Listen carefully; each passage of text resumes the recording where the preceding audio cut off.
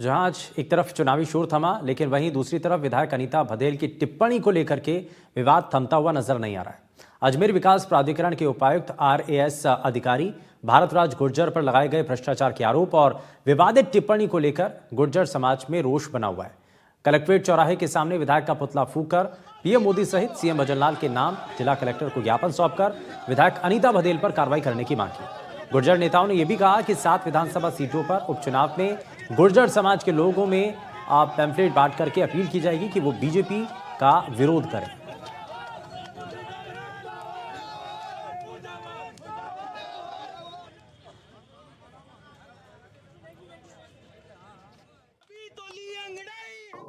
अजमेर दक्षिण से भारतीय जनता पार्टी से विधायक अनीता भदेल द्वारा गुर्जर समाज के आरएएस अधिकारी के खिलाफ दिए गए बयान को लेकर लगातार गुर्जर समाज आक्रोशित है।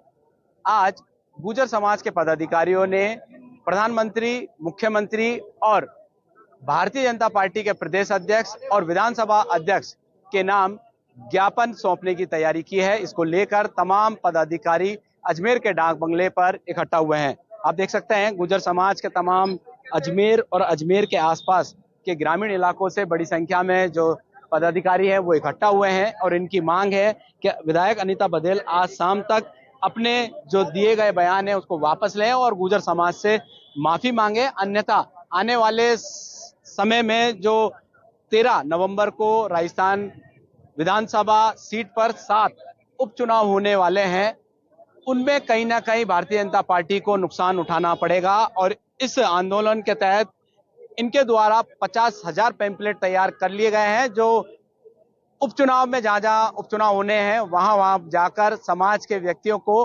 बीजेपी के खिलाफ प्रचार करने की अपील करेंगे और प्रचार भी करेंगे। हमारे साथ में पूर्व मजिस्ट्रेट सर है। सर, किस तरीके से देख रहे हैं और क्या मांगे?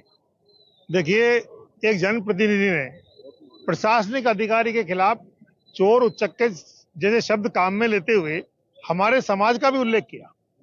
अगर उन्हें कोई शिकायत थी, किसी प्रकार की शिकायत थी, कानूनी कार्रवाई करती, कोई समस्या नहीं थी।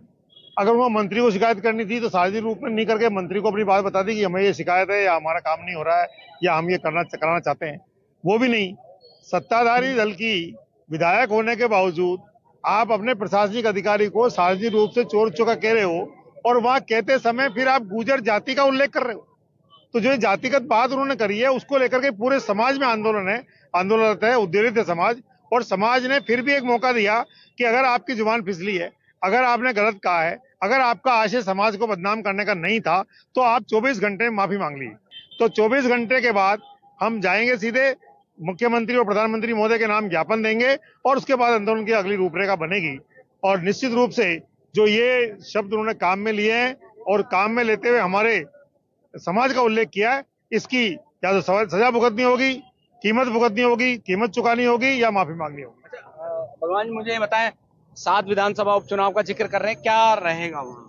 जी, हमारे कल एक कोर कमेटी का गठन किया गया। आदरणीय हरचंद जी हाकला, हरि सिंह जी जो वरिष्ठ हमारे संरक्षक है गुर्जर समाज के, फामड़ा साहब, आदरणीय रामसुख जी, मांगीलाल जी खटाना और हमारे समाज के जितने भी पंच पटेल है वो सब सम्मिलित थे इसके अंदर।